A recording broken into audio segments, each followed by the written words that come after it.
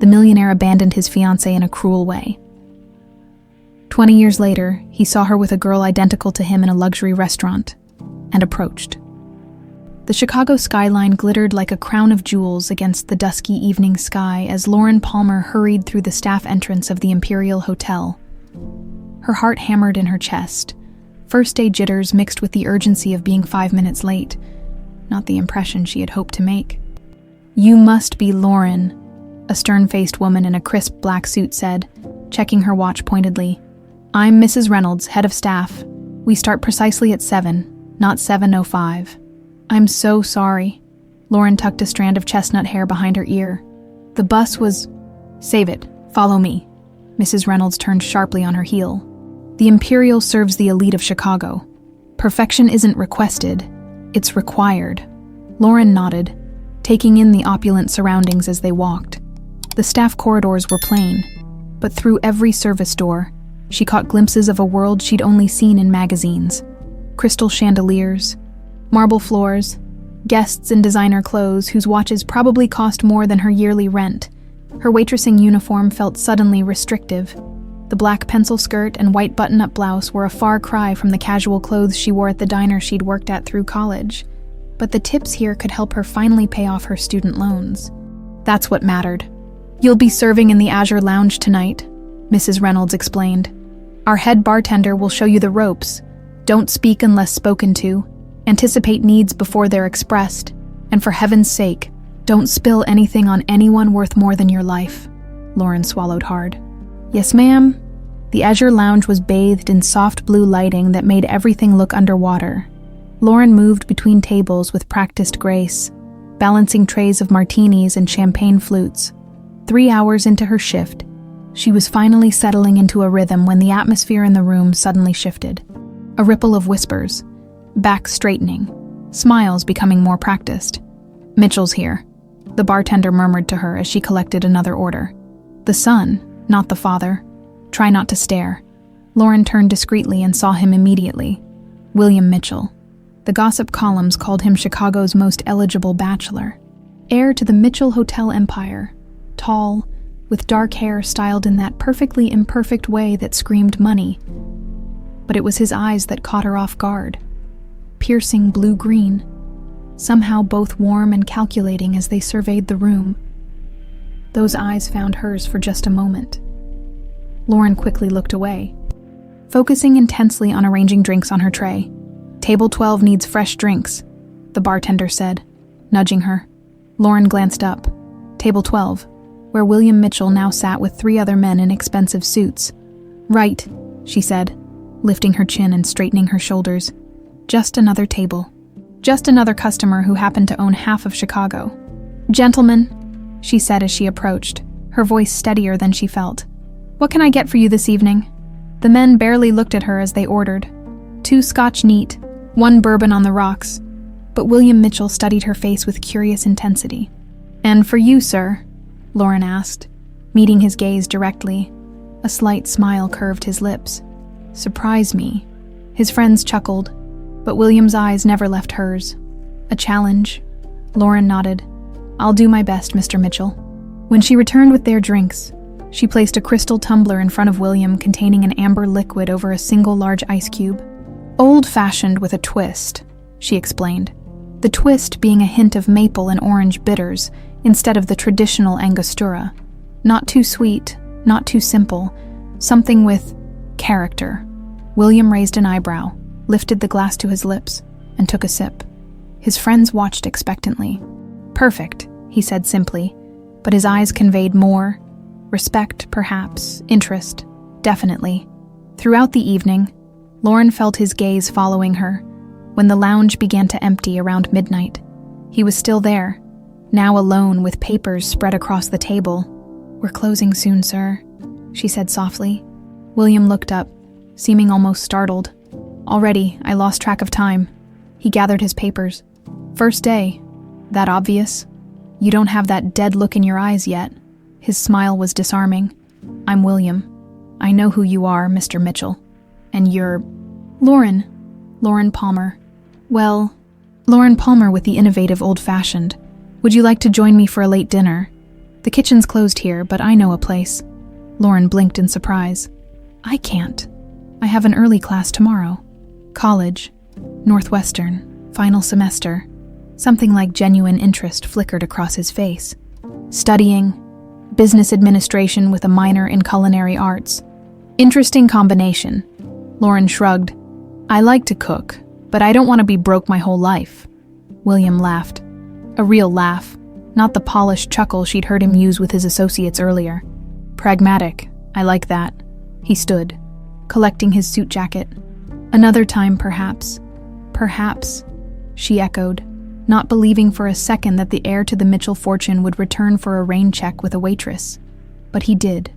The next night, and the night after that, on the third night, he asked her again to join him after her shift. This time, she said yes.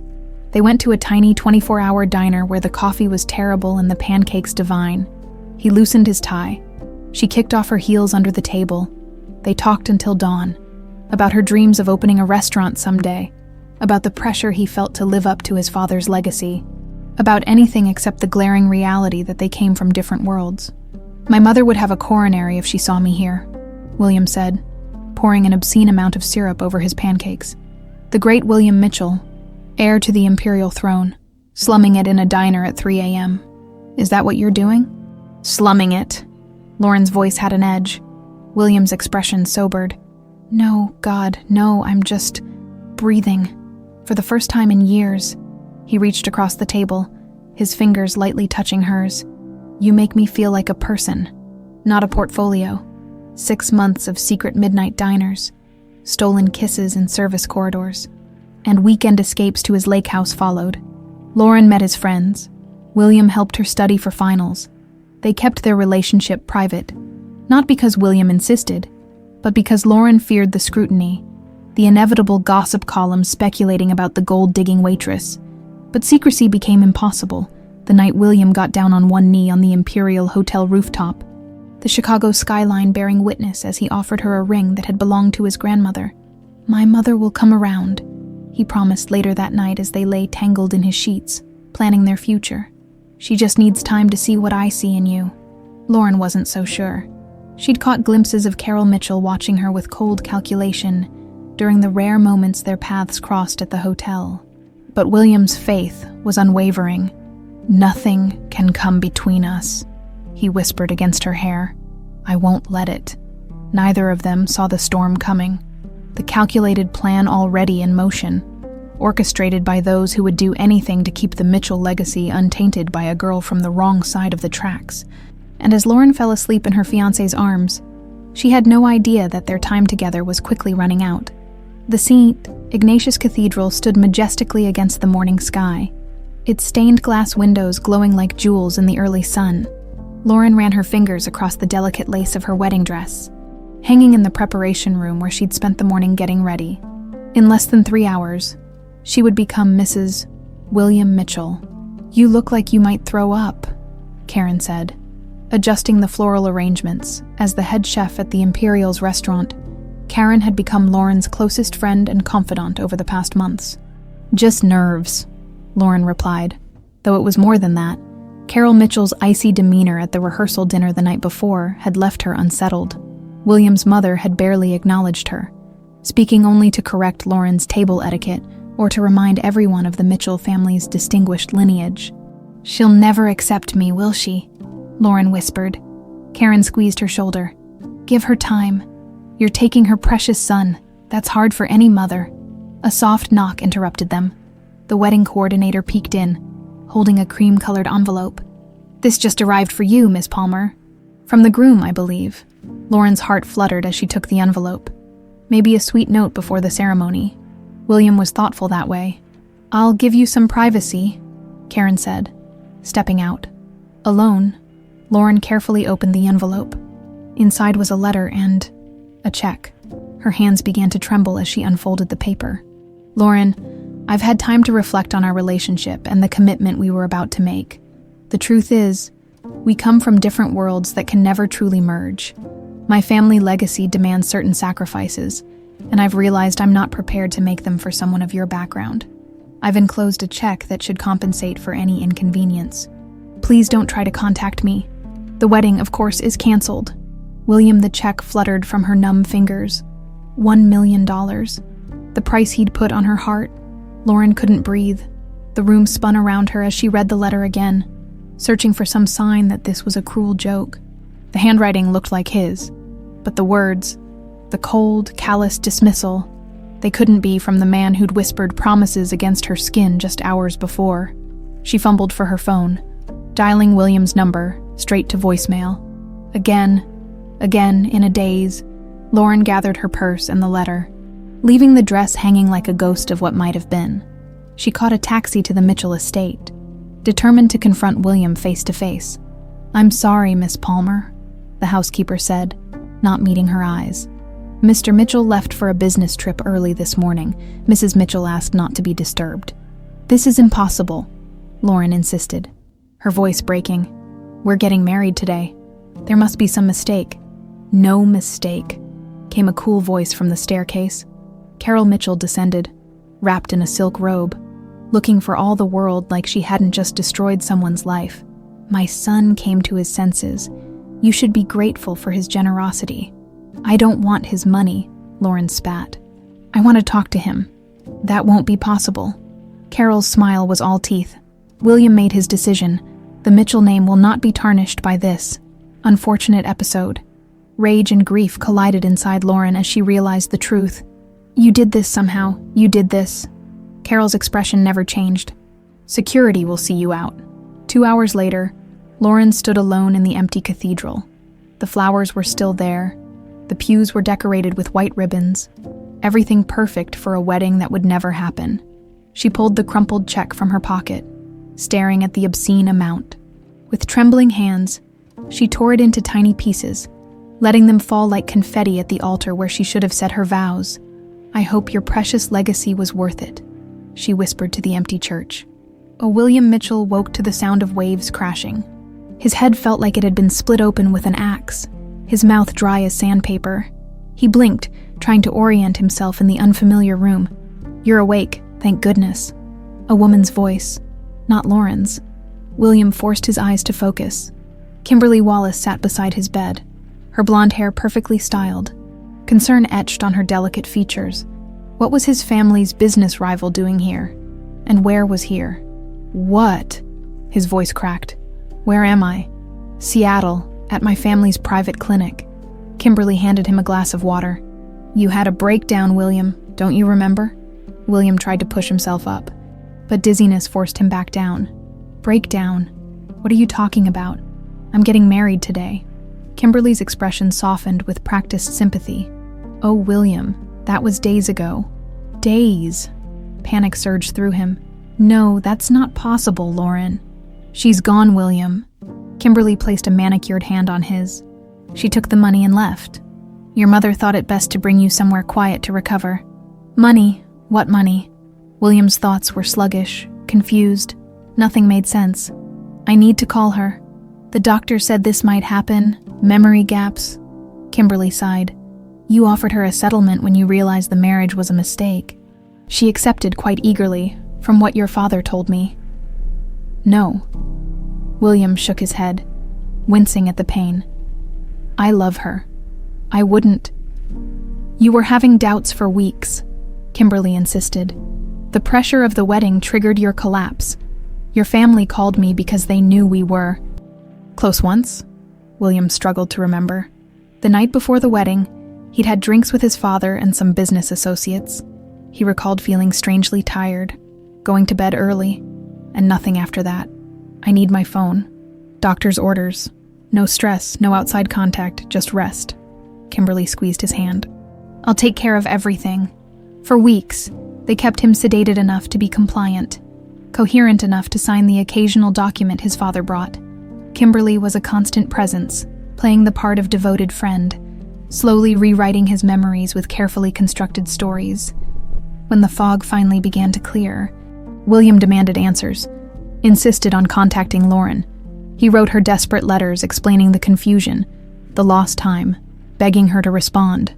"I'll mail them personally," Kimberly promised, the letters disappearing into her purse, never to reach their destination.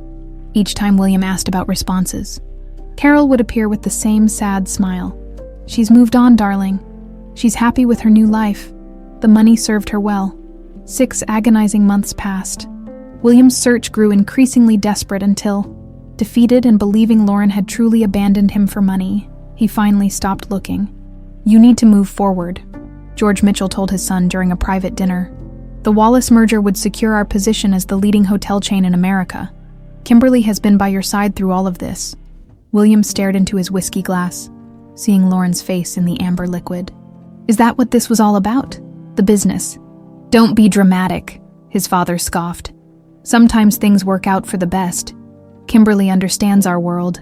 She's suitable." "Suitable," William repeated hollowly. 2 weeks later, he proposed to Kimberly in the Imperial's grand ballroom. Surrounded by Chicago's elite, the diamond ring on her finger was new, purchased by his mother. His grandmother's ring, the one he'd given Lauren, had mysteriously disappeared. As flashbulbs popped and champagne flowed, William smiled the empty smile he'd perfected since waking up in that Seattle clinic. Inside, something vital had died, leaving only a shell that moved through the motions of the life others had decided he should live. "We'll be so happy," Kimberly whispered, clinging to his arm possessively. William nodded, his eyes fixed on the horizon visible through the ballroom windows. Wondering where Lauren was at that exact moment, and if she ever thought of him, Savannah's sticky summer heat clung to Lauren's skin as she stepped off the bus, one hand protectively covering her slightly swollen belly. 4 months pregnant, she'd managed to hide her condition with loose clothing during the long journey from Chicago. Karen stood waiting, waving enthusiastically from beside her battered pickup truck. "You made it." Karen rushed forward, enveloping Lauren in a tight hug before pulling back to look at her. "God, you look exhausted. 26 hours on a bus will do that to you." Lauren attempted a smile that didn't quite reach her eyes. Karen's gaze dropped to Lauren's midsection. "And how's... the baby's fine." Lauren's voice dropped to a whisper. "No one can know, Karen. No one can ever know whose child this is." Karen nodded solemnly, taking Lauren's single suitcase and guiding her to the truck. "My aunt's place is all set up for you. It's nothing fancy, but it's quiet, and the neighbors mind their own business." Lauren stared out the window as they drove through Savannah's historic district, moss-draped oaks creating patterns of sunlight and shadow across the road. This place couldn't be more different from Chicago's sleek urbanity. Maybe that was good. Maybe here, she could become someone new. "I got you a job interview at the diner where I worked before moving to Chicago," Karen said, breaking the silence. "Nothing glamorous, but the tips are decent." "Thank you," Lauren said, her voice tight with unshed tears. "For everything." Karen reached across to squeeze her hand. "That's what friends are for. Besides, I've always wanted to be the cool aunt." 5 months later, Emma Palmer came into the world with a lusty cry and a shock of dark hair. Lauren gazed down at her daughter's tiny face, heart expanding almost painfully in her chest when the infant opened her eyes, unmistakably Mitchell blue-green. "She's beautiful," Karen whispered, standing beside the hospital bed. "She's everything," Lauren replied, making a silent vow that her daughter would never know the pain of rejection she had experienced. Emma would grow up knowing she was wanted, cherished. Enough. The first years were brutally hard. Lauren worked double shifts at the diner, leaving Emma with Karen or neighbors when schedules allowed. Nights were spent hunched over cookbooks and business plans at her tiny kitchen table after Emma had fallen asleep. When Emma turned 3, Lauren took a risk, using her meager savings to rent a small storefront on a side street. Palmer's Bread and Pastry opened with little fanfare, just homemade bread, pies, and the recipes Karen had taught her during late nights at the Imperial Hotel's kitchen. The first month, she barely broke even. The second month brought a few regulars. By the 6th month, there was a line out the door every morning for her signature cinnamon rolls. Lauren hired her first employee, then a second, when a food critic from Atlanta raved about her home-style flavors that taste like childhood memories. Business exploded on Emma's 5th birthday. Lauren was able to buy them a small house with a fenced yard and a kitchen big enough for Emma to stand on a stool beside her mother, learning to roll out dough with tiny, flour-covered hands. "Mommy, why don't I have a daddy like Lily at school?" Emma asked one night as Lauren tucked her into bed. Lauren's heart clenched. She'd prepared for this question, but still felt the sting. Some families have a mommy and daddy. Some have two mommies or two daddies. Some, like us, have just a mommy. But where is my daddy? Lauren stroked her daughter's hair, so like William's in color and texture. Your daddy couldn't be with us, sweetheart, but he gave me the most precious gift in the world. You. It wasn't a lie. Not exactly. Lauren had decided long ago that hatred and bitterness would not be Emma's inheritance. 3,000 miles away, William Mitchell stood at the altar of Chicago's St. Patrick's Cathedral, watching Kimberly Wallace glide down the aisle in a gown that reportedly cost more than most people's homes. The wedding of the year, the society pages called it. The business merger of the decade, the financial press proclaimed. William said his vows mechanically, feeling nothing as he slipped the ring onto Kimberly's finger. The reception was a blur of congratulations and champagne. He smiled when appropriate, danced when expected, and played his part flawlessly. That night, in the honeymoon suite of the Mitchell flagship hotel, Kimberly draped herself across the bed in expensive lingerie while William stood at the window, staring at the city lights. "Aren't you coming to bed, darling?" Her voice was honey-sweet, practiced. "In a minute," he replied, the same answer he would give for the next 20 years. The Mitchell-Wallace merger created the largest luxury hotel conglomerate in the American market. Board meetings became battlegrounds between the families. With William acting as reluctant mediator, he threw himself into expansion projects, spending weeks, sometimes months, at construction sites around the country. Anything to escape the hollow echo of his life in Chicago. Kimberly's initial honeymoon glow faded quickly when she realized that possessing William's name and body did not guarantee his heart. Her jealousy and insecurity manifested in constant surveillance, checking his phone, having hotel staff report his movements, appearing unexpectedly at business meetings. "I thought we could have lunch," she would say, materializing in his office doorway when he was scheduled to dine with potential investors. "I missed you," she would whisper, showing up at his hotel room in Dallas or Miami or wherever business had taken him. William accepted her presence as part of the bargain he'd made, too emotionally exhausted to fight. Sometimes, in rare, unguarded moments, he would wonder about Lauren. Had she found happiness with her $1 million? Had she ever loved him at all? By their 5th anniversary, Kimberly's desperation for a child had become all-consuming. "A heir," she insisted. The future of the Mitchell-Wallace legacy. But month after month brought disappointment, driving her to increasingly erratic behavior, fertility specialists, exotic treatments, scheduled intimacy that felt more like a clinical procedure than an act between husband and wife. "Perhaps it's not meant to be," William suggested gently, after another negative test reduced her to tears. "Don't you dare say that," Kimberly hissed, her face contorted. "I will give you a child. I will secure my place in this family." William retreated further into his work, expanding the empire while feeling like a stranger in his own life. The hotels became his true children. Each property carefully designed, nurtured, and launched with the passion he couldn't express elsewhere. 10 years into their marriage, during the groundbreaking ceremony for the Mitchell-Wallace Resort in Las Vegas, George pulled his son aside. "Your mother and I are proud of what you've accomplished," he said, the rare compliment catching William off guard. "Just doing my job," William replied, uncomfortable with his father's sudden sentimentality. "We made the right choice," George continued, clapping William's shoulder. "That waitress would have been a disaster for the family." William stiffened, the old wound still raw despite the years. "Her name was Lauren," George waved dismissively. "Ancient history. You have everything a man could want. Wealth, status, a beautiful wife. Everything except love," William thought, but didn't say. Later that night, alone in his hotel suite, William found himself doing something he hadn't done in years, searching Lauren Palmer's name online. There were no results that matched the woman he'd known, as if she had vanished completely after leaving Chicago. Perhaps that had been her intention all along, to disappear with his money, reinvent herself somewhere beyond his reach. The thought should have angered him, but instead left him strangely hollow. Somewhere across the country, at that exact moment, Lauren Palmer was tucking an inquisitive 10-year-old Emma into bed, unaware that the man she had once loved was thinking of her. Separated by a decade of lies neither of them had told. "Mom, have you seen my application portfolio?" Emma Palmer's voice echoed through the spacious kitchen of their Savannah home. At 20, she was the spitting image of her mother, with one striking difference: those piercing blue-green eyes that sometimes made Lauren's heart skip a beat.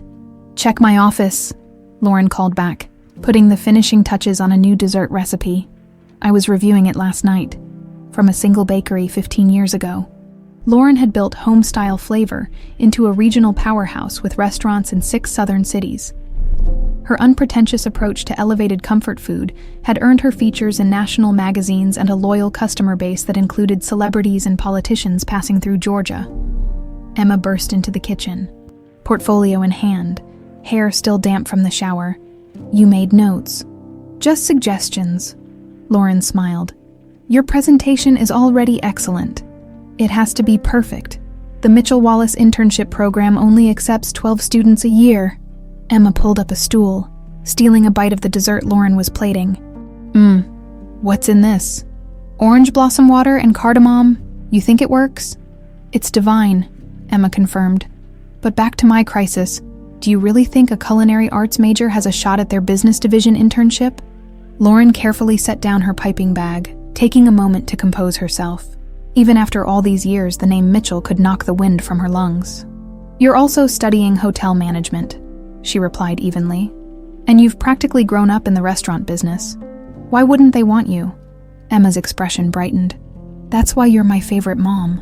"I'm your only mom," Lauren laughed, tucking away the familiar pang when Emma's smile transformed her face into a feminine echo of William's. After Emma left for her morning class, Lauren retreated to her office, sinking into her chair with a sigh. She'd built this life from nothing. A successful business, a beautiful home, a daughter any mother would be proud of. Why did the mere mention of the Mitchell name still have the power to unsettle her? She opened her laptop, hesitating only briefly before typing Mitchell-Wallace Hotels into the search bar. The company website appeared, sleek and professional.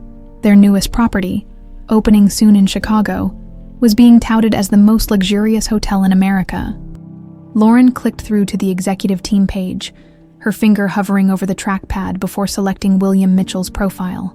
The professional headshot showed a man in his 40s, silver threading through his dark hair at the temples, those unmistakable eyes more weathered but still striking. His biography listed achievements, acquisitions, awards, but revealed nothing of the man himself. What would she tell Emma if she got the internship? 20 years of carefully constructed half-truths would be at risk. Yet how could she stand in the way of her daughter's dreams? Emma had worked too hard, was too passionate about hospitality management to be derailed by her mother's past. Lauren closed the laptop. Decision made. If Emma was accepted, she would find a way to navigate the situation. After all, what were the chances that William Mitchell would personally encounter an intern in a company that employed thousands? I need the final approval on the Chicago grand opening," William's assistant said, placing a folder on his desk. "The PR team is waiting on the guest list." William nodded absently, his attention focused on the quarterly projections. At 45, he had grown into his role as the face of the Mitchell-Wallace empire, his business instincts sharpened by years of experience. His once boyish features had matured into distinguished handsomeness that the company's marketing team leveraged shamelessly for promotions. "Your mother's foundation called again," the assistant continued. "They want to confirm your speech for the annual gala." "Tell them yes," William replied automatically, though the thought of another evening of performative philanthropy exhausted him. 3 years ago, the private jet carrying George and Carol Mitchell had crashed into the Atlantic during a routine trip to Miami. The official investigation cited mechanical failure, but questions lingered about the maintenance schedule and the last-minute change of pilots. William had mourned his parents with the appropriate public gravity, but privately felt a complex mixture of grief and liberation. George's controlling influence had shaped every aspect of his professional life. Carol's manipulations had extended into his personal affairs. Their absence left a vacuum that he filled with even more work. Expanding the Mitchell-Wallace brand internationally. "Mr. Mitchell," the assistant's voice pulled him back to the present. "Mrs. Mitchell is on line 2. William suppressed a sigh. "I'll take it." Kimberly's voice came through the speaker, brittle with forced cheerfulness. "Darling, don't forget we have dinner with the Hendersons tonight." "I remember," he lied smoothly. In the art auction tomorrow, I've selected a Rothko I think would be perfect for the Chicago hotel lobby. Whatever you think is best. After 20 years, William had perfected the art of marital autopilot. I'll see you at home by 7, she concluded, the statement more command than question. After hanging up, William swiveled his chair to face the floor-to-ceiling windows of his downtown Chicago office.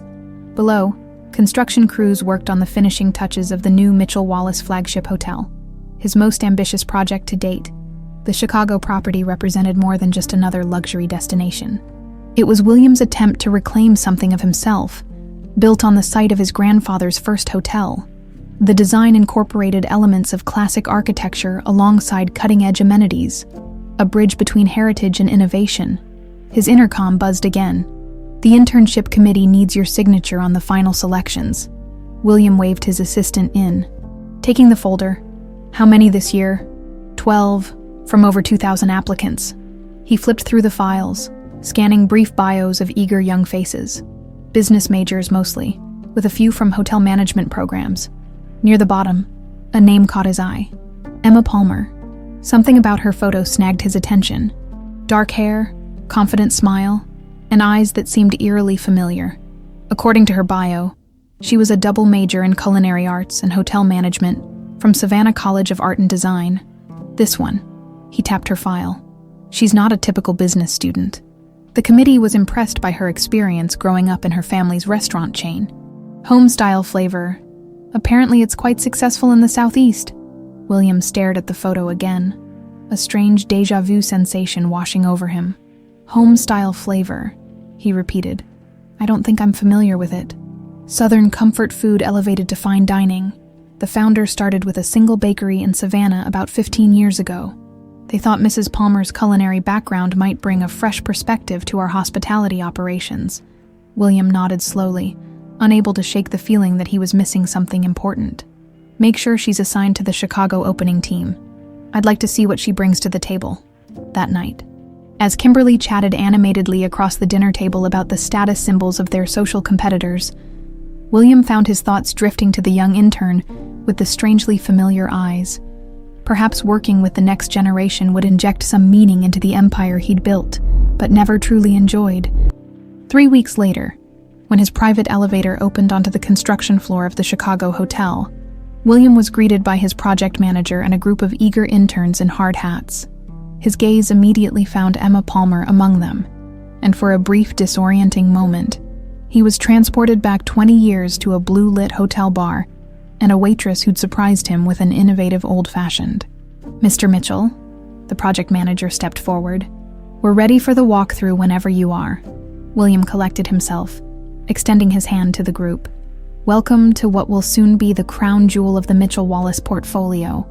I look forward to seeing your contributions to our grand opening. As the tour began, he found himself watching Emma's reactions to the space, her thoughtful questions about design choices, her appreciative nods at architectural details others missed. There was something about her that resonated with him on a level he couldn't quite identify. Later that evening, William sat alone in his home office. The name Palmer and home-style flavor typed into his search bar. Something was stirring in his memory, a connection he couldn't yet make but couldn't ignore. Chicago sparkled beneath a perfect June sky as black limousines lined up outside the new Mitchell Wallace Hotel. Tonight's grand opening had drawn celebrities, politicians, and business elite from across the country, all eager to be seen at the most anticipated hospitality event of the year. Inside, the massive lobby hummed with activity as staff made final preparations.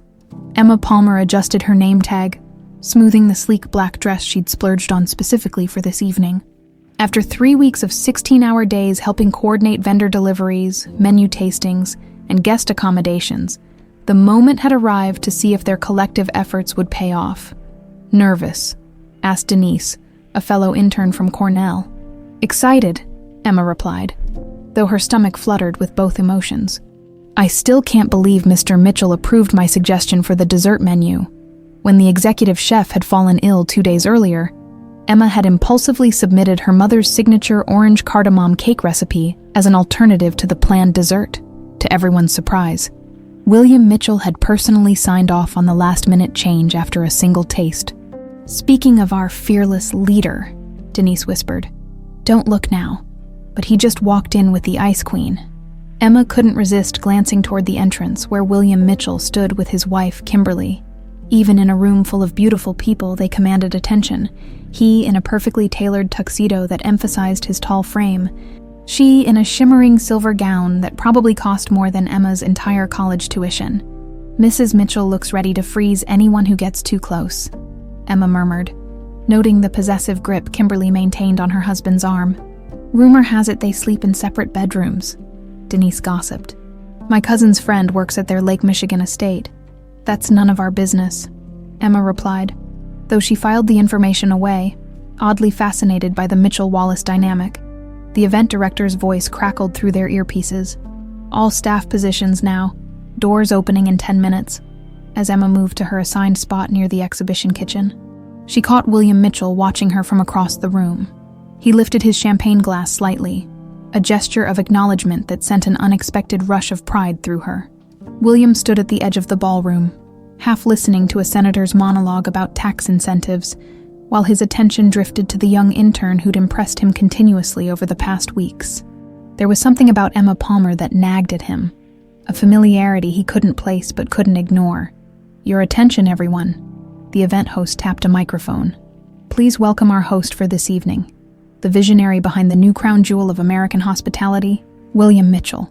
Polite applause filled the room as William took the stage, shifting effortlessly into his public persona.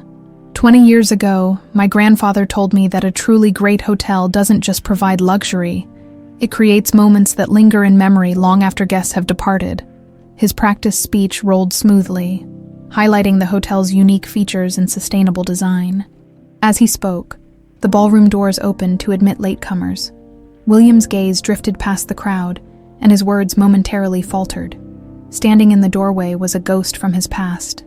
Lauren Palmer looked exactly like and nothing like the woman he remembered. 20 years had added subtle lines around her eyes, a confidence set to her shoulders, a grace that came from experience rather than youth. Her simple black dress was elegant without trying too hard. Her chestnut hair swept into a sophisticated updo. William recovered quickly, continuing his speech on autopilot while his mind raced. "Lauren, here.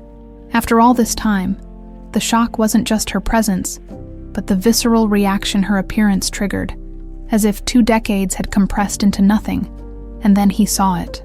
Lauren looking toward Emma at the dessert station, the younger woman beaming back with a familiar smile, the same eyes, the same profile.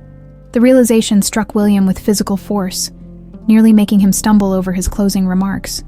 It couldn't be. And yet, the timing, the resemblance, the strange familiarity he'd felt. Emma Palmer wasn't just Lauren's daughter. She was his. "Mom, you made it." Emma embraced Lauren tightly. "I thought your flight was delayed." "I caught an earlier connection," Lauren replied, her eyes darting nervously around the opulent space. "I couldn't miss your big night." When Emma had called, gushing about being selected to help coordinate the grand opening, Lauren had invented excuses to avoid attending. But her daughter's disappointment had been palpable, and her pride ultimately outweighed her fear of the past. Now, standing in the heart of William Mitchell's latest triumph, Lauren regretted her decision. She'd spotted him immediately upon entering, his commanding presence on stage impossible to miss. The years had been kind to him, adding distinguished silver at his temples and lines that only enhanced his features. "You have to try the dessert," Emma was saying, pulling her toward the exhibition kitchen. "It's your recipe. The orange cardamom cake, mister. Mitchell personally approved it when Chef Bernard got sick." Lauren's step faltered. "My recipe. I hope you don't mind." Emma bit her lip. "I didn't mention it was yours specifically, just that it was a family specialty." Before Lauren could respond, a deep voice spoke from behind them.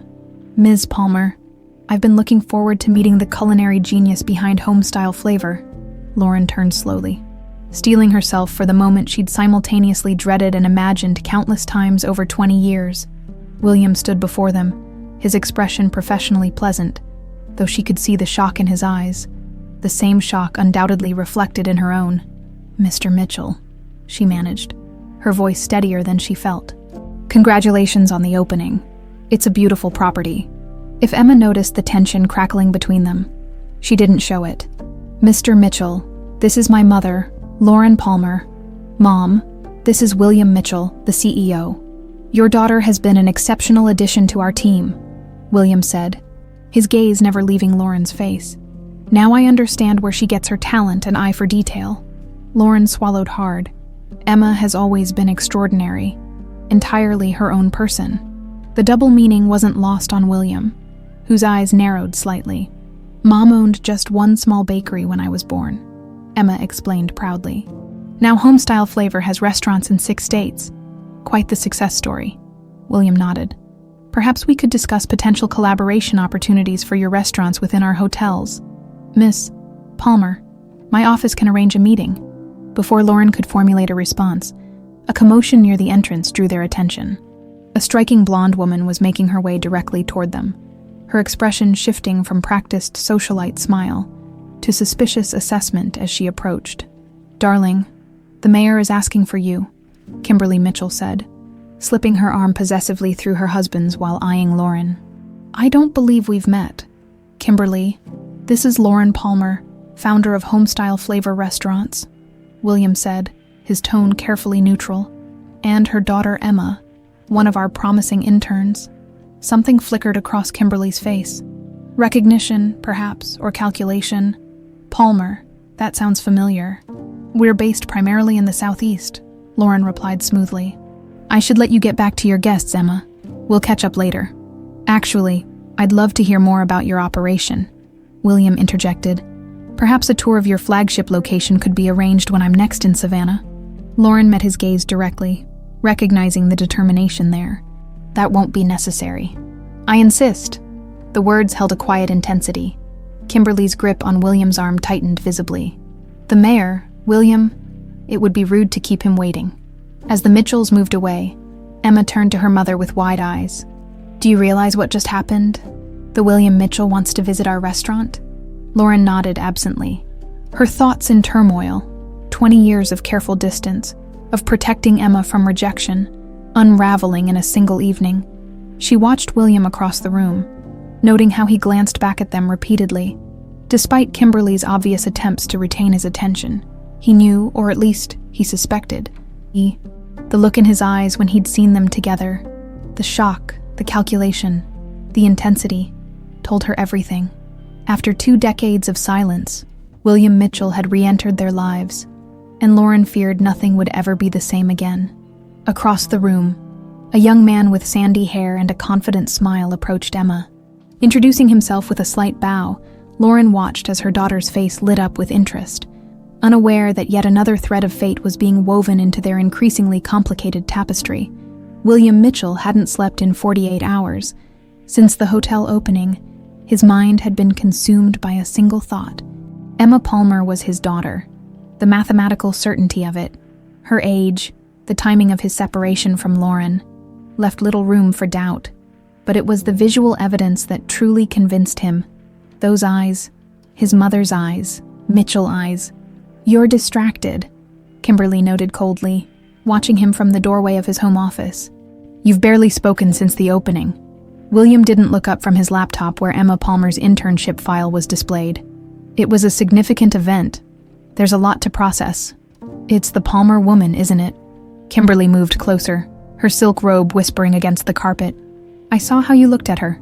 Now he did look up, carefully controlling his expression. What are you talking about? Don't insult my intelligence, William.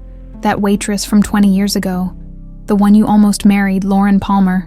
Kimberly's perfectly manicured nails tapped against his desk. Did you think I wouldn't recognize her? That I wouldn't remember? William felt a chill run through him. He'd never mentioned Lauren's last name to Kimberly. In fact, he'd rarely spoken of Lauren at all over their 2 decades of marriage. How did you know her surname? He asked quietly. A flicker of something, alarm perhaps, crossed Kimberly's face before she recovered. You must have mentioned it years ago. No? William stood slowly. I didn't. The tension between them stretched taut before Kimberly abruptly changed tactics, her expression softening. Does it matter, ancient history, darling? I was merely surprised to see her after all this time. She reached to straighten his tie unnecessarily. What an odd coincidence that her daughter is one of our interns. Yes, William agreed. watching her carefully. Odd. After Kimberly left, William turned to the window, thoughts racing. Her reaction confirmed what he'd already suspected. Kimberly knew more about Lauren's disappearance than she'd ever admitted. But how much more? And what exactly had happened during those missing days before his wedding? He opened his desk drawer, removing a small black notebook, and began making calls. "You're going to wear a hole in the carpet," Karen observed as Lauren paced her hotel room. After the opening event, Lauren had insisted they stay in Chicago an extra day, claiming she wanted to see more of Emma before returning to oversee restaurant operations in Savannah. The truth was simpler and more complicated.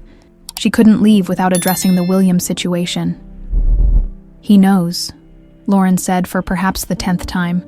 "I saw it in his face when he looked at us together. So what if he does?" Karen's practical tone was grounding. "Emma's 20. You've raised her on your own. Even if he wanted some kind of relationship with her now, it would be Emma's choice." Lauren stopped pacing. "What if he tells her?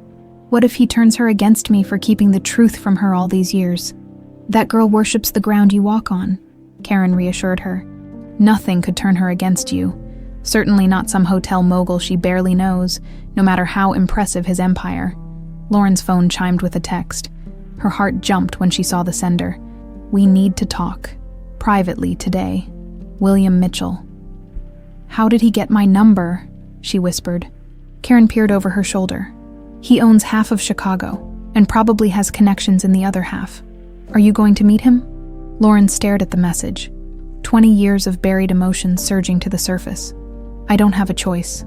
An hour later, Lauren sat in a private dining room of a small, exclusive restaurant owned by a Mitchell Wallace subsidiary. When William entered, she was struck again by how time had refined rather than diminished his presence. "Thank you for coming," he said formally, taking the seat across from her. "Your message didn't sound optional," Lauren replied. Struggling to keep her voice even, William studied her for a moment. "You look well, Lauren. Success suits you. Let's skip the pleasantries. What do you want?" His expression hardened slightly. "Emma is my daughter, isn't she?" Lauren had prepared for this question, rehearsed deflections and ambiguous answers. But faced with William's direct gaze, she found she couldn't lie. Not anymore. Yes. The single word hung between them. William closed his eyes briefly, absorbing the confirmation of what he already knew. "Why didn't you tell me?" His voice was controlled, but she could hear the strain. Lauren gave a bitter laugh. "Tell you. After you sent me a check to go away. After you made it abundantly clear that I wasn't good enough for the Mitchell legacy." Confusion crossed his face. "What are you talking about? I never sent you any check." "Don't." Lauren's hands clenched in her lap. "I received your letter the morning of our wedding. Your handwriting, your signature, your family's check for $1 million to make me disappear. I tore it up in the church where we were supposed to get married." William stared at her, genuine shock in his eyes. "Lauren, I never wrote any letter. I never sent any check. I woke up in a clinic in Seattle with no memory of how I got there. They told me..." He stopped abruptly, understanding dawning. "They told me you'd taken money to leave, that you'd never really loved me." Lauren's breath caught. "What?" "I wrote to you," William continued, his voice intensifying. "Dozens of letters explaining what happened, begging you to contact me. When you never responded, I eventually believed what they kept telling me, that you'd wanted out and taken the opportunity when it was offered." "Who is they?" Lauren asked, though she suspected the answer. "My parents and Kimberly." William's expression darkened. "The night before our wedding, I had drinks with my father and some business associates. I remember feeling strange afterward, going to bed early. The next thing I knew, I was in Seattle with Kimberly, telling me I'd had some kind of breakdown." Lauren felt dizzy with the implications. "You think they drugged you?" "I know they did." His voice was grim. "And they intercepted my letters to you, forged a letter to you from me, all to make sure we never found our way back to each other. 20 years of hurt and anger began to crack. You didn't abandon me, or our child." "I never knew about our child, Lauren." William's voice broke slightly. "If I had known about Emma, nothing on earth could have kept me from finding you both." Lauren covered her face with her hands, overwhelmed by the realization that they had both been victims of an elaborate deception. When she looked up, William's expression had shifted from pain to determination. "I want to meet her. Really meet her. Not as her boss, but as her father." "No," Lauren said instantly. "You can't tell her. She has a right to know the truth." "The truth?" Lauren leaned forward. "That her biological father's family conspired to separate her parents. That the woman married to her father possibly drugged him and has been living a lie for 20 years. That would destroy her, William." He reluctantly nodded. "Then what do you suggest?" "Let me tell her in my own time. In my own way." Lauren's mind raced. "She's just starting her career. This internship means everything to her. If this comes out wrong, it could derail everything she's worked for." William considered this, then nodded slowly. "All right, but I want to get to know her, even if she doesn't know who I am to her yet."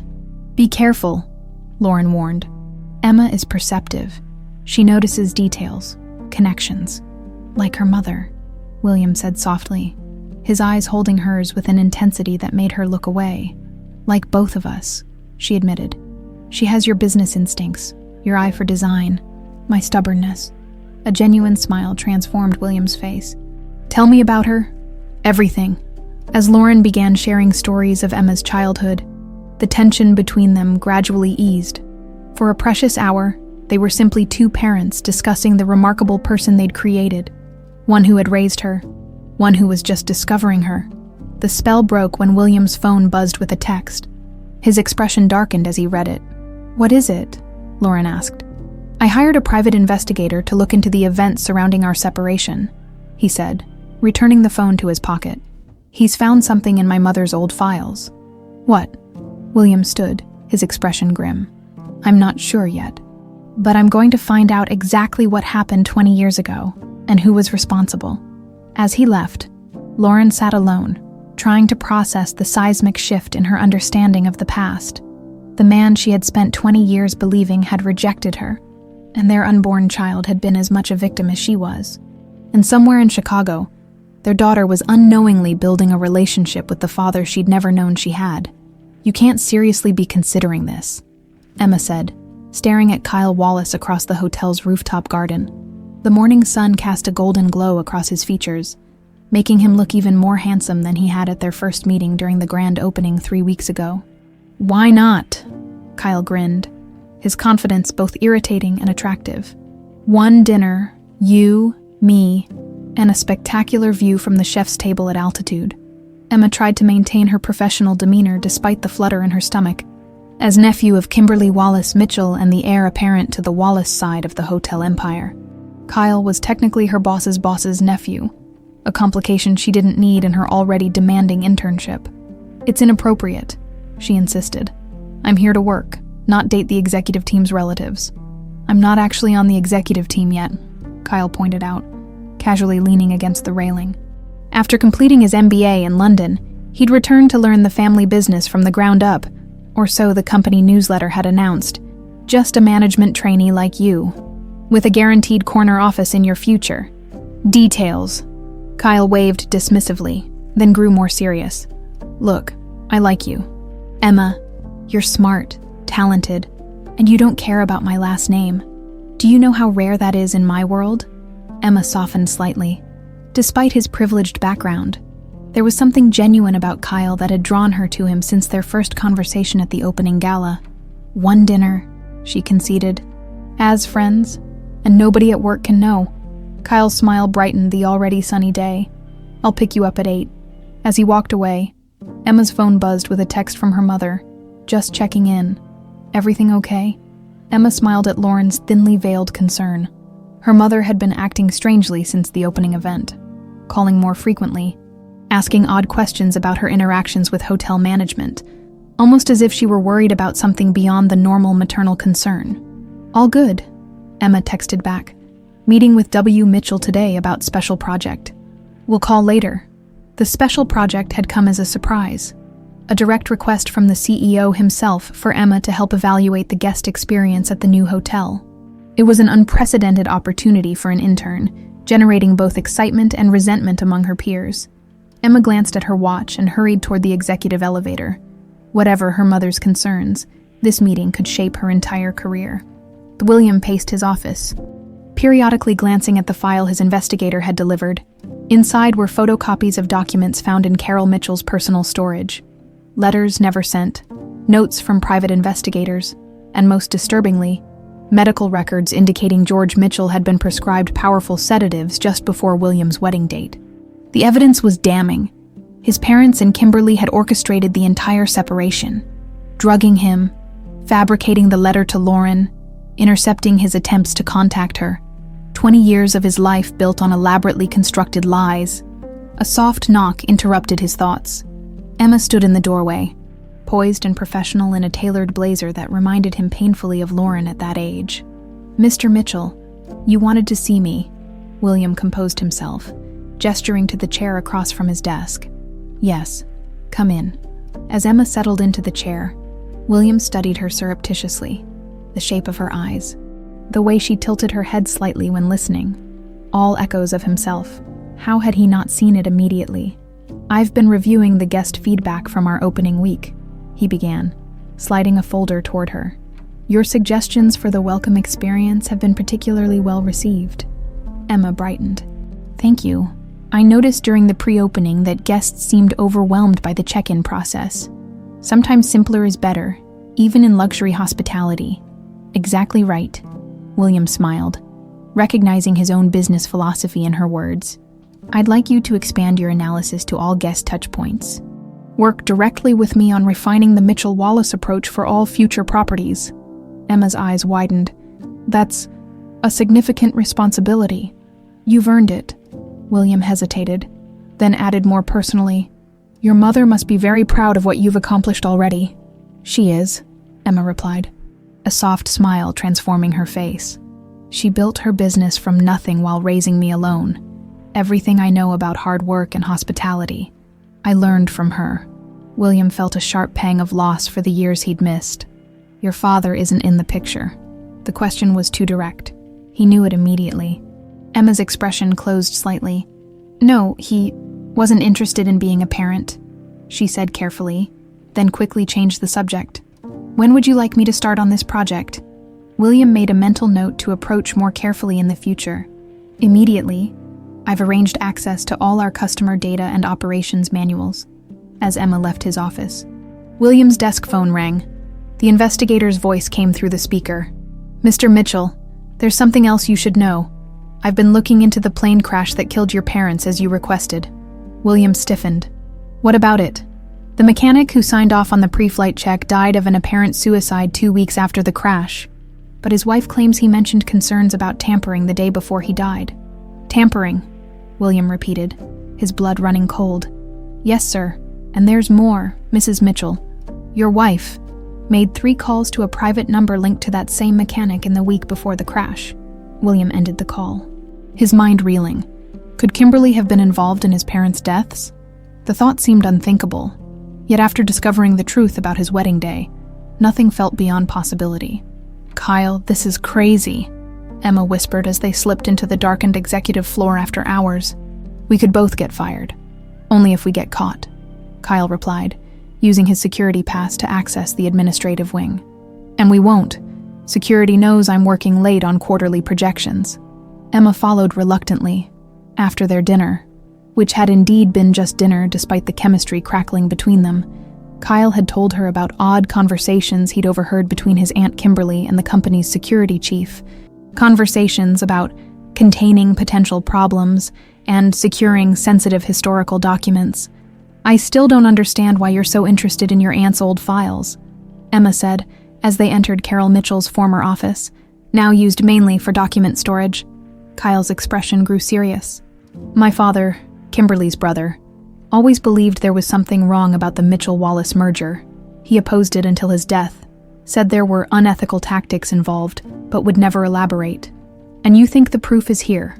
Worth checking," Kyle said, pulling out boxes labeled with dates from 20 years ago.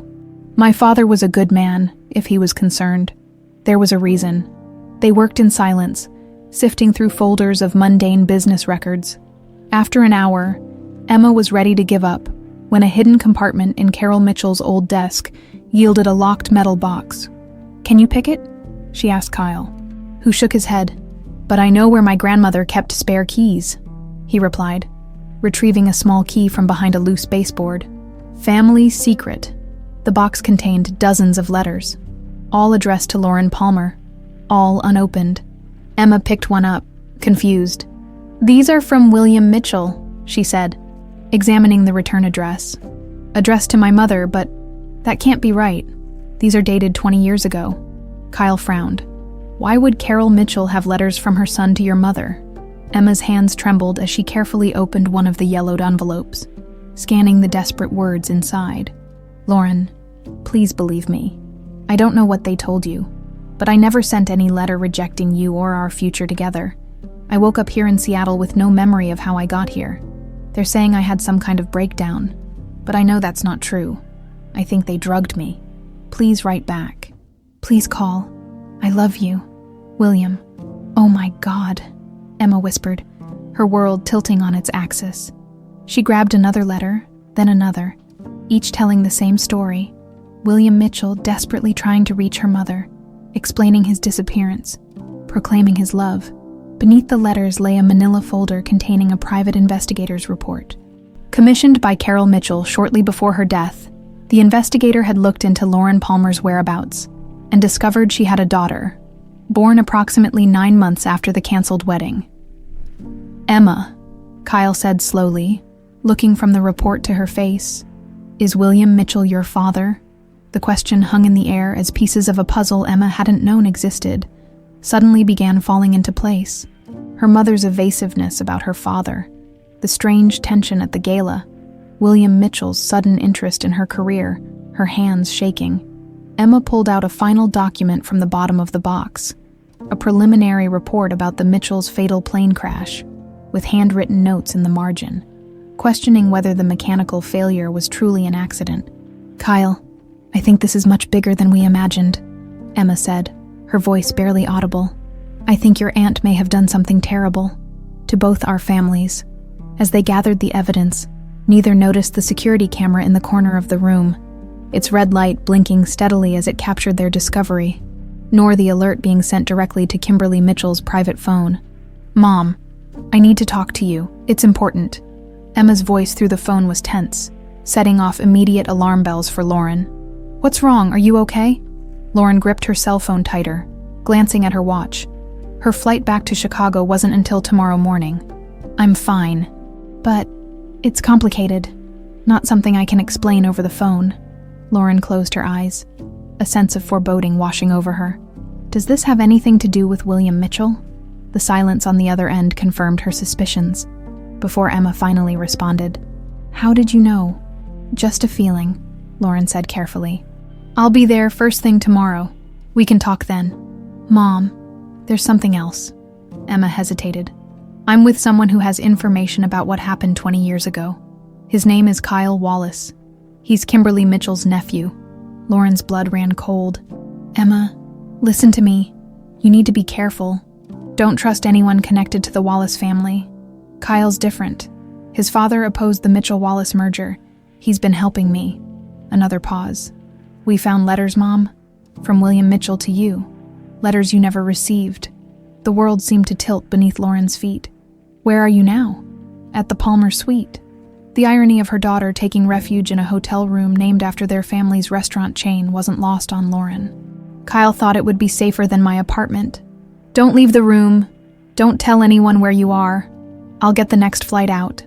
After hanging up, Lauren immediately called William. When he answered, the tension in his voice mirrored her own. "Lauren, I was just about to call you. There's been a development." "Emma knows." She cut him off. "She found the letters." A sharp intake of breath. "How?" "She and Kimberly's nephew Kyle have been searching through old records, William. I'm scared if Kimberly was willing to do what she did 20 years ago." "I know," he said grimly. "And it gets worse. I have reason to believe Kimberly may have been involved in my parents' death." Lauren sank into a chair, absorbing the magnitude of what they were facing. "My God, what have we stumbled into?" "A decades-long conspiracy, apparently," William replied. "But there's a bigger problem right now. The 50th anniversary celebration is in 2 days. Everyone will be there. Board members, investors, media, if Kimberly feels cornered. She could do something desperate, Lauren finished. I'm coming to Chicago tonight. Emma and Kyle are hiding in the Palmer Suite at your hotel. I'll make sure security keeps a discreet eye on that floor. And Lauren, his voice softened, we'll figure this out. Together. The word together lingered in her mind long after the call ended. Kimberly Wallace Mitchell rearranged the display of photos on her desk for the third time. A tight smile fixed on her face as the event coordinator reviewed details for the upcoming 50th anniversary celebration. We've confirmed the governor and both senators will attend, the coordinator was saying. The commemorative booklets highlighting the Mitchell legacy are being delivered tomorrow, and the ice sculpture of the original Mitchell Hotel is truly spectacular. Perfect. Kimberly nodded absently, her attention on the security feed displayed on her tablet. The Palmer Suite remained locked. Its occupants, her traitorous nephew and William's bastard daughter, having not emerged for hours. Mrs. Mitchell, is everything all right? Kimberly's smile tightened further. Of course, just thinking about last-minute details. She gestured toward the door. That will be all for now. Once alone, she unlocked the bottom drawer of her desk, removing a small box containing a flash drive. 20 years of careful planning, of ensuring William remained under her control, of building an empire that was rightfully hers to command, all potentially undone by a nosy intern with familiar eyes. She'd known, of course, the moment she saw Lauren Palmer at the hotel opening with that girl. The timing, the resemblance to William, it could only mean one thing: a Mitchell heir that wasn't hers, a threat to everything she'd built. Kimberly inserted the flash drive into her computer, opening encrypted files containing contingency plans she'd hoped never to use. Everything was there. Bank accounts in the Caymans, identity documents, escape routes, just in case. But first, she had to contain the immediate threat. She picked up her phone, dialing a number she rarely used. "It's me," she said. When the man answered, "We have a situation that needs handling tonight, but in the Palmer Suite." Emma paced while Kyle arranged the evidence they'd gathered on the dining table. "We should make copies," he suggested, organizing the letters chronologically. "Digital backups of everything." Emma nodded, still processing the implications of their discoveries. "I still can't believe it. William Mitchell is my father. And your aunt orchestrated this whole elaborate scheme to keep my parents apart, and potentially had my uncle and aunt killed when they threatened to reveal the truth," Kyle added grimly, holding up the report they'd found. "My father always said Aunt Kimberly was ruthlessly ambitious, but this... Why are you helping me?" Emma asked suddenly. "She's your family." Kyle looked up, his expression softening. "So was my father. He died believing there was corruption at the heart of this company. If I can expose the truth and honor his memory..." He trailed off, then added more quietly, "Besides, I care about you, Emma. More than I probably should after just a few weeks." The confession hung between them, adding another layer of complexity to an already overwhelming situation. Before Emma could respond, her phone rang. An unknown number. "Hello? Ms. Palmer?" William Mitchell's voice was tense. "Security has spotted unusual activity near your floor. I'm sending a trusted member of my team to move you and Mr. Wallace to a more secure location. They'll identify themselves with the phrase, home-style security. Should we be worried? Just a precaution. Your mother's flight lands in an hour. I'll meet her at the airport and bring her directly to you." After hanging up, Emma relayed the message to Kyle, who immediately began gathering their evidence. "We should be ready to move quickly," he said, sliding documents into a leather portfolio. "If your mother's coming tonight instead of tomorrow, the situation must be serious." A soft knock at the door made them both freeze. Emma approached cautiously. "Who is it?" "Homestyle Security," came a male voice. "Mr. Mitchell sent me." Emma opened the door to find a broad-shouldered man in a dark suit. "We need to go now," he said, eyes scanning the hallway. "Bring only what's essential." Kyle clutched the portfolio tightly as they followed the security officer toward the service elevator. As the doors closed, Emma noticed the man reaching into his jacket. "Wait," she said, sudden alarm bells ringing in her mind. "How did you know which room we were in? I never told Mr. Mitchell our exact location." The man's expression hardened as he withdrew not a credential but a syringe. "Smart girl. Too smart for your own good." Kyle reacted instantly.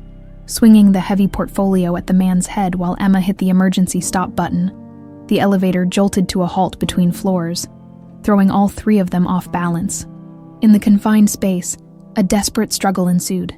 The syringe clattered to the floor as Kyle grappled with the larger man. Emma grabbed the emergency phone, frantically explaining the situation to security.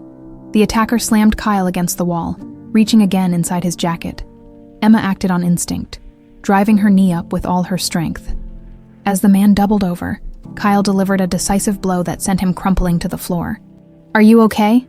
Emma gasped, checking Kyle for injuries. "I'll live." He winced, cradling his right hand. "But I think this confirms your father's suspicions. Kimberly knows we found the evidence." Hotel security overrode the emergency stop, bringing the elevator to the basement level where genuine security personnel waited with the actual team member William had sent, who had been delayed by a staged distraction in the lobby. As they were escorted to a secure office, Emma's phone rang again. Her mother this time. "Mom, thank God, someone just tried to attack us in the elevator." Lauren's voice was steady, controlled. "Are you hurt?" "We're okay." Kyle fought him off. "Listen carefully, Emma. William and I are on our way to you. The anniversary celebration is tomorrow night, and we think that's Kimberly's deadline.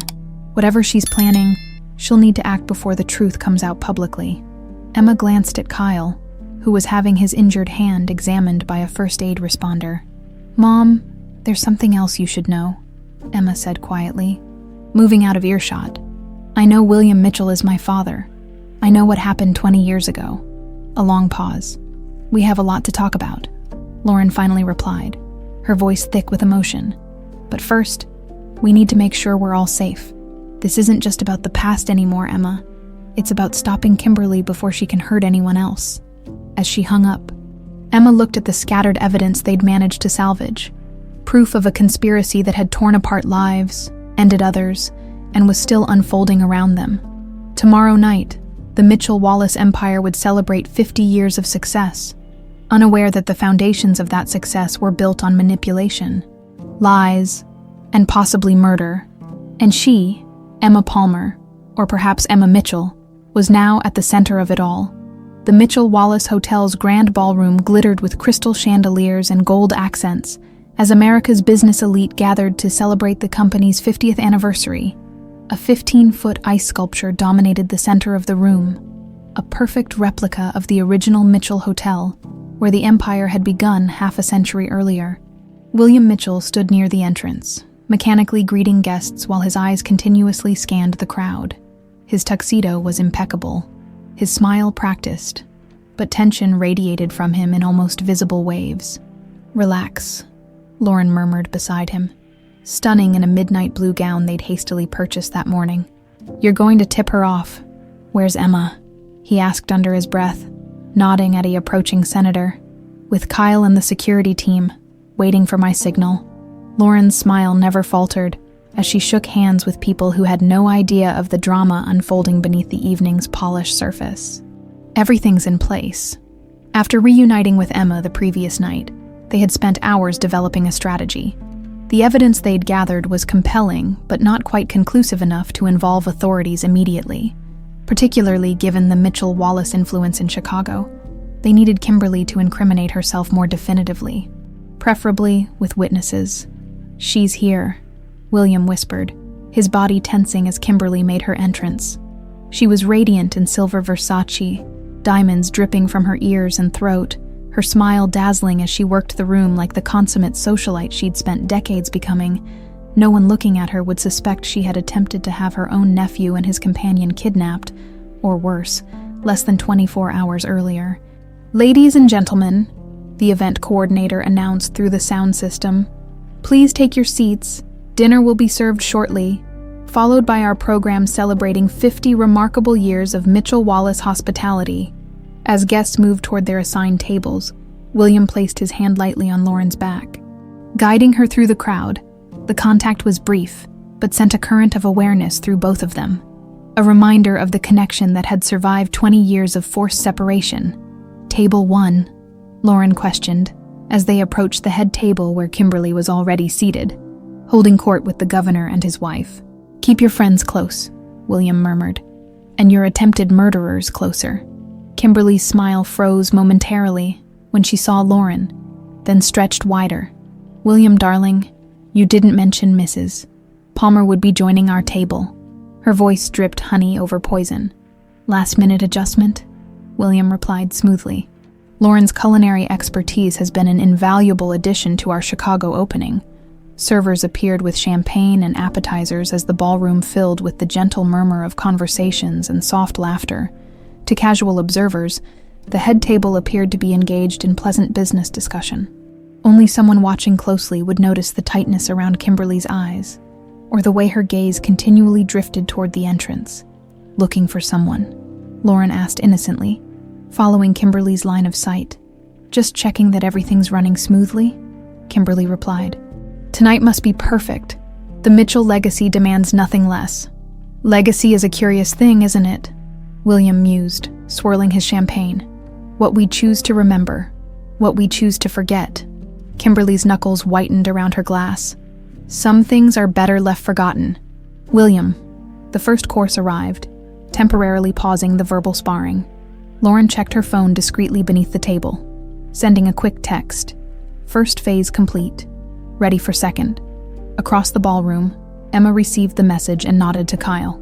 They slipped from their hidden position to the audio-visual control room where the event's technical director waited. Everything set? Emma asked, her heart pounding. The technician nodded. As requested, it'll transition seamlessly after the introductory video about the company's history. Perfect, Kyle said, his hand finding Emma's and squeezing reassuringly. Despite the bandages on his knuckles from the previous night's fight, his touch was gentle. Remember, we just need to keep her talking once the evidence is presented. The microphones will pick up everything. Emma nodded, trying to calm her nerves.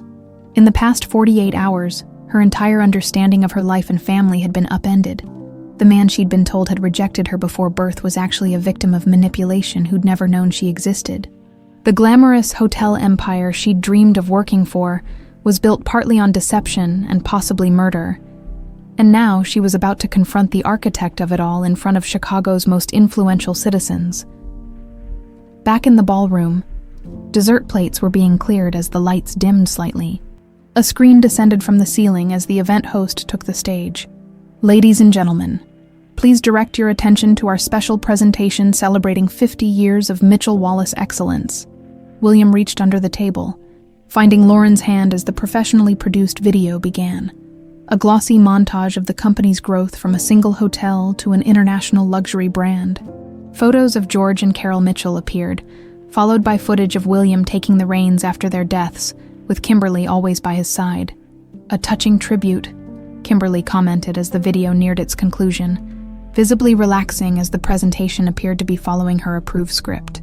But when the familiar Mitchell Wallace logo should have appeared as the final frame, the screen instead showed an image that caused audible gasps throughout the room. A photograph of Lauren and William from 20 years earlier, clearly in love, alongside a copy of the forged letter that had separated them. Kimberly half rose from her seat. What is this?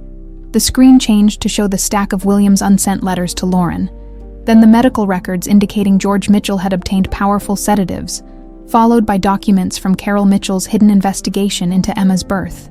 William stood, addressing the confused crowd. I apologize for the unexpected addition to our program, but tonight is about truth as much as celebration. 20 years ago, a conspiracy was orchestrated to separate me from the woman I loved. A conspiracy that, we've recently discovered, had tragic and far-reaching consequences. Kimberly lunged for the microphone on their table. But Lauren was faster, sliding it away as Emma and Kyle emerged from a side entrance, carrying the portfolio of evidence. William, stop this immediately, Kimberly hissed, her composure cracking. You're embarrassing yourself and the company. No, Kimberly, I'm finally exposing the truth, William gestured toward Emma, who approached the head table, including the fact that I have a daughter I never knew existed. A collective murmur swept through the room as guests processed this revelation. Emma stepped forward, her resemblance to William unmistakable as they stood side by side. This is insane, Kimberly said, looking desperately around the room. These are baseless accusations. This girl is simply trying to claim a connection to the Mitchell fortune. We have proof, Kyle interjected, opening the portfolio to reveal the private investigator's report, commissioned by Carol Mitchell shortly before her death. My grandmother discovered the truth about Emma and was preparing to tell William when she and my grandfather died in that suspicious plane crash. Kimberly's face contorted with fury as she spotted her nephew among her accusers.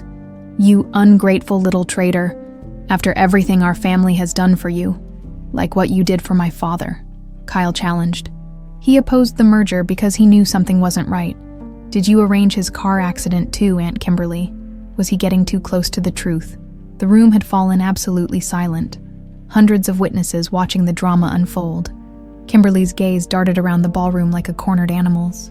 This is absurd, she finally said, attempting to regain control. These are the desperate fabrications of a woman who couldn't accept rejection, she pointed at Lauren, and a nephew bitter about his position in the family hierarchy. Then how do you explain these? Emma asked, holding up a stack of letters.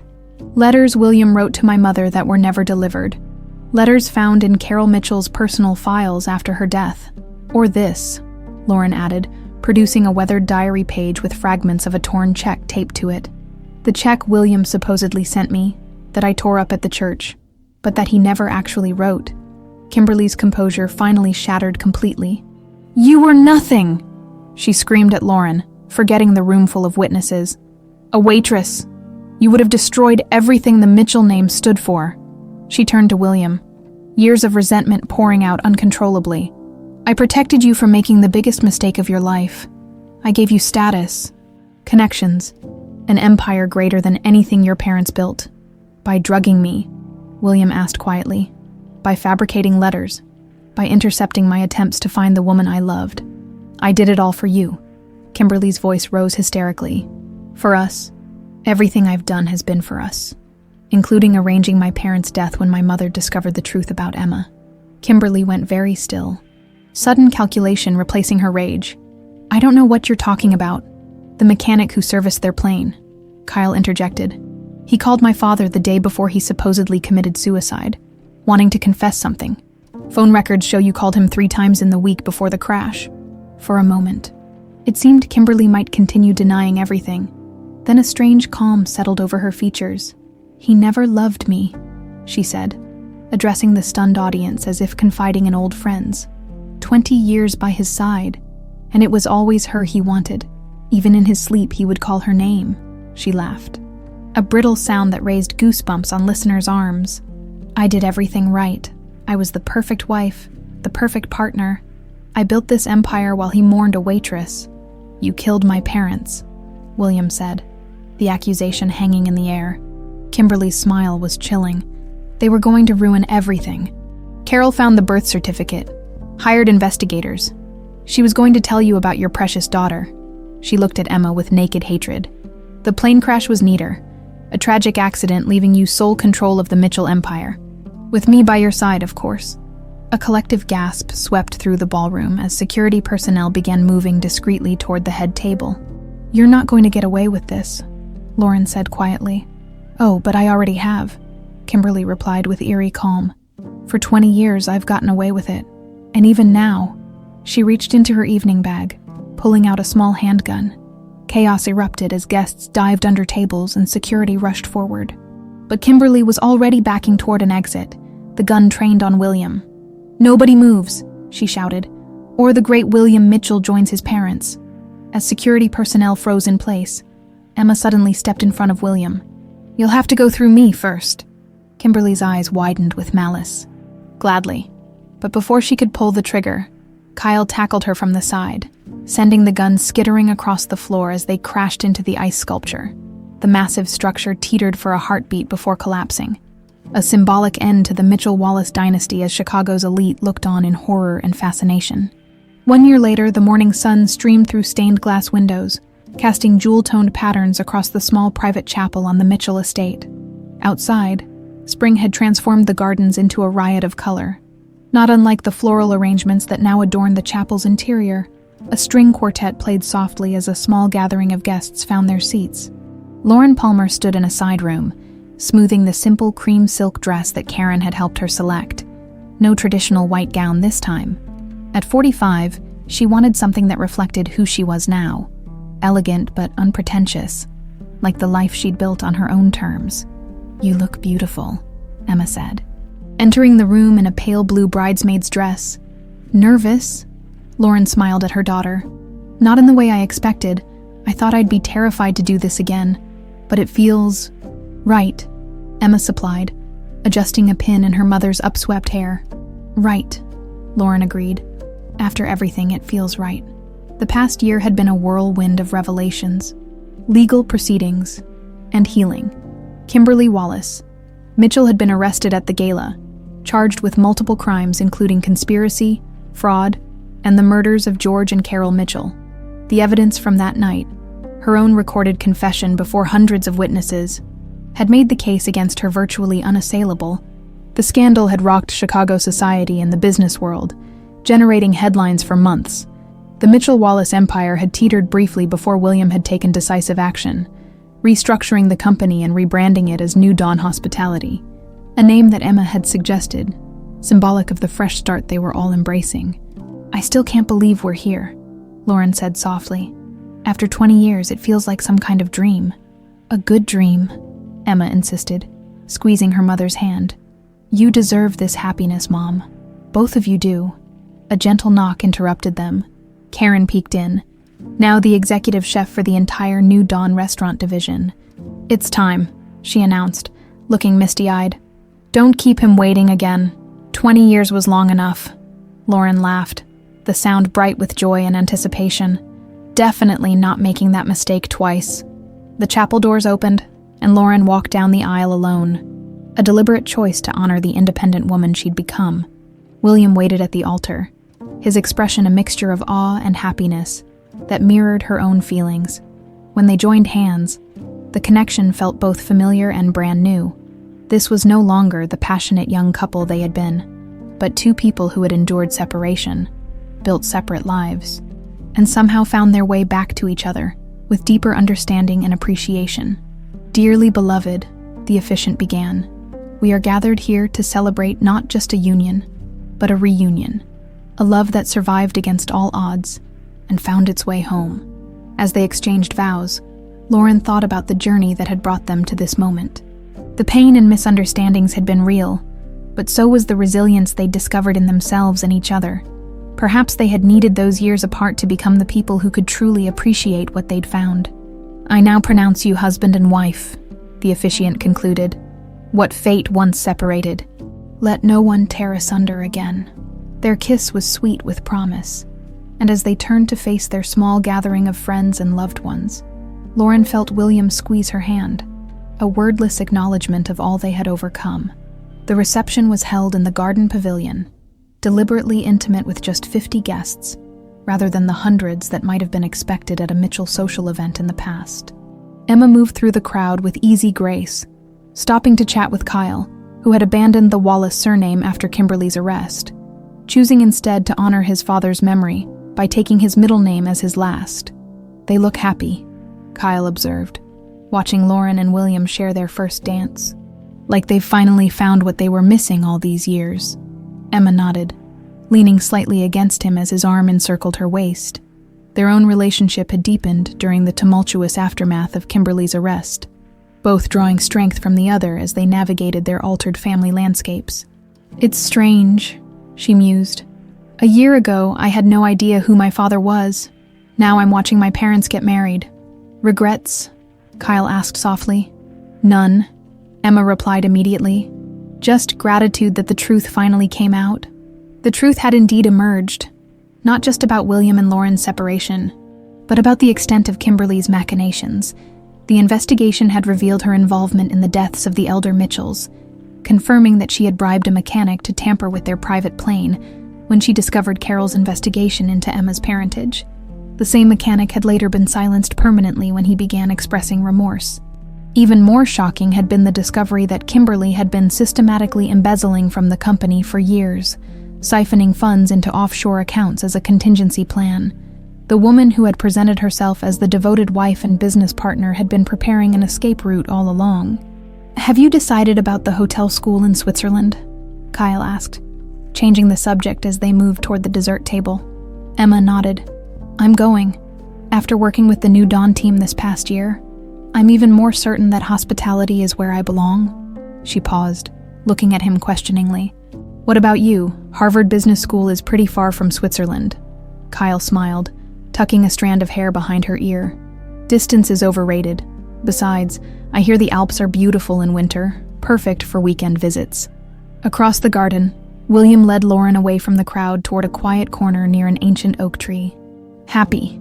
He asked, searching her face with the attentiveness that had always been his way.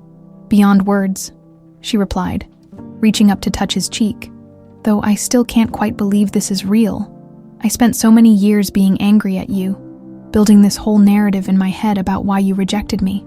And I spent those same years believing you'd chosen money over love, William said ruefully. What a waste. Not entirely, Lauren countered. Those years gave us Emma, and they taught us both to be stronger, more resilient people. William nodded, his eyes drifting to where their daughter stood with Kyle. She's remarkable. You did an amazing job raising her. She has a lot of you in her, Lauren admitted. Your business instincts, your determination. I used to find it painful to see those traits emerge. But now I'm just grateful for them. William reached into his pocket, retrieving a small crystal pendant hanging from a delicate chain. Inside the crystal, Lauren could see what appeared to be tiny fragments of paper. What's this? She asked, as he fastened it around her neck. Pieces of that torn check you kept all these years, he explained. I had them preserved in crystal, a reminder that some things, once broken, can still become something beautiful. Lauren touched the pendant, emotion welling in her throat. Where did you find the pieces? Among Kimberly's possessions, William said quietly. She kept them as some kind of trophy, I think. But now they're transformed, like us. They rejoined the celebration as the sun began to set, casting a golden glow over the gathering. The New Dawn Hotel's executive team raised glasses in a toast to their leaders, while Emma and Kyle exchanged private glances that spoke of their own future plans. As evening descended, Lauren and William prepared to depart for their honeymoon, a trip around the world visiting locations they had once dreamed of seeing together. Before they left, Emma pulled them aside, her expression suddenly shy. I have something to tell you both. She reached for Kyle's hand, drawing him closer. We weren't going to say anything yet, but I'm pregnant.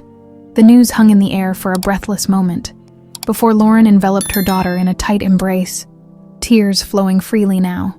William stood stunned, then joined the embrace, one hand gently touching Emma's shoulder as if she might disappear. I never got to see you grow up, he said, voice thick with emotion. But I'll be there for every moment of my grandchild's life. I promise you that. We all will, Lauren agreed, including Kyle in their circle. Together. Later, as their car pulled away from the celebration, Lauren rested her head on William's shoulder. The weight of the past finally lifted from both their hearts. Behind them, New Dawn Hotel stood illuminated against the darkening sky, no longer just a business but a symbol of their shared future. 20 years ago, I thought I'd lost everything, William murmured, his fingers laced with hers. But maybe some things just take the long way home. Lauren smiled, watching the lights of Chicago recede as they headed toward the airport and the beginning of their delayed life together. The crystal pendant caught the last rays of sunset, transforming fragments of a painful past into something that now glittered with possibility, like their love, like their family, like the new dawn they had all, finally, been granted.